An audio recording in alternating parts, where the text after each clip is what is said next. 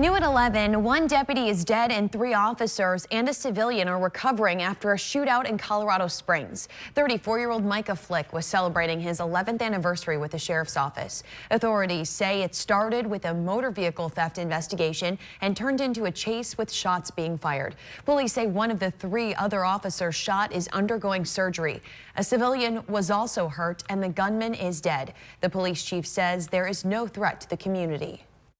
This is indeed a difficult day for our agencies. Tonight there is no distinction between our uniforms, State Patrol, Sheriff's Office, and the Colorado Springs Police Department. Our hearts are all broken.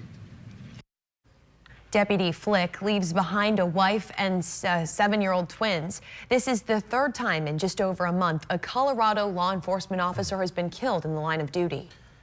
New tonight at 11, 2 alleged drug dealers are off the streets and behind bars. The Traverse Area Narcotics Team says they got a tip about 2 men from South Bend coming to Traverse City and Honor to try and sell heroin and cocaine. After setting up surveillance, the suspects were spotted at a convenience store in Honor. When agents approached them, they drove off, hitting a TNT vehicle. The suspects led authorities into Long Lake Township, where they lost control and crashed into a ditch. The 36-year-old passenger was arrested. The 25-year-old driver took off on foot, but was later found by a canine team hiding under a nearby deck. Tonight, both suspects are in jail facing multiple felony charges. A local school board president is out on bond tonight, charged with home invasion and criminal sexual conduct. Bernard Metelsky is accused of breaking into a woman's home in Vanderbilt and sexually assaulting her. The 68-year-old turned himself in last month. Tonight, he is still the acting president of the Vanderbilt School Board. He's been a member of the school board for 23 years. The school superintendent says the charges are not related to the school, and the Metelsky maintains his innocence. Just because he's charged does not mean he's required to resign from the board, but I know it is something he's considering because, you know, not only does he care about the school greatly, but he cares about the community. He's been very involved in a lot of facets of Vanderbilt's world for many years. So, you know, he doesn't want his issues to affect everybody else. Metelsky is charged with 1 count of first-degree home invasion and 2 counts of third-degree criminal sexual misconduct. The next Vanderbilt School Board meeting is next Wednesday. Metelsky also serves as deputy clerk for Corwith Township in Otsego County. He's expected back in court February 22nd. An update tonight. A popular winery in Benzie County has to put a stop to all of their events after getting a cease and desist order from Homestead Township. St. Ambrose Cellars received a memo from the zoning administrator saying hosting events violates an ordinance. The owner says he's never heard about that before. 7 4's Mara Thompson went to tonight's township board meeting to find out more about what sparked this issue.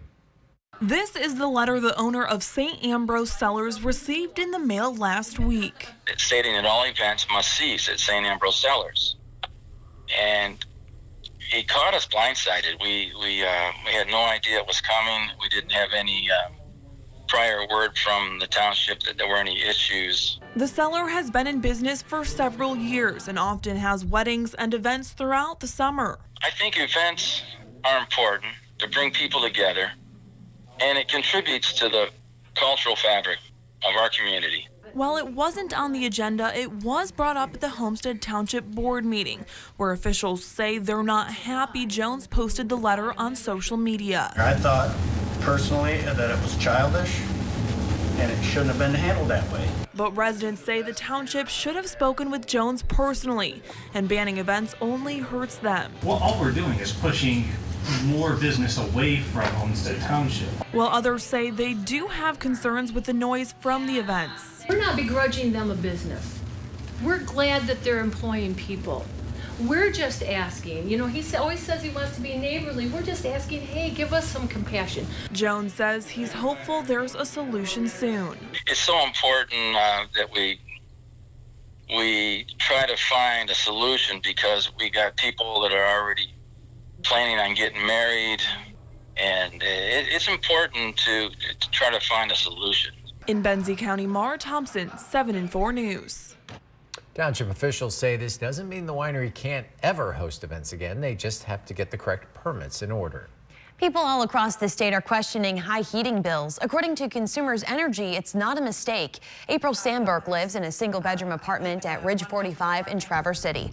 On average, she says, her bill is about $100, but her most recent bill was just under $400. Consumers Energy says the higher bills are because of a much colder winter this year and a slightly longer billing period. I've lived in Traverse City for about 8 years. I've experienced colder winters and have had like lower bills than this, even for like in older homes with horrible insulation. And like my bill has never been this expensive. So something just doesn't seem right. If the customer believes there may be a meter issue, an operational issue, again, they can call us. We will come out and test the meter for free.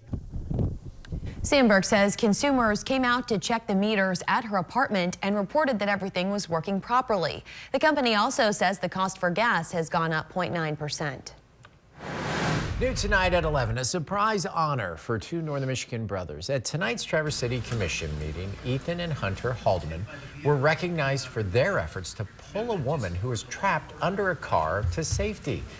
Now, this accident actually happened in November when a vehicle crashed into the cash and carry storefront. The young men were able to rescue the victim out from under the car before emergency crews got there. Tonight, the pair received medals and commendations from the Police Hall of Fame. It is a very rare honor for two very special young men. Remember, you can find the latest news, sports, and weather updates on our website, upnorthlive.com, 24 hours a day. Coming up, those fun quizzes you and your friends take part in on social media may be gathering a lot more information about you than you think. Hear how your answers could be used to target your wallet in tonight's special report. Lots of cold temperatures for the entire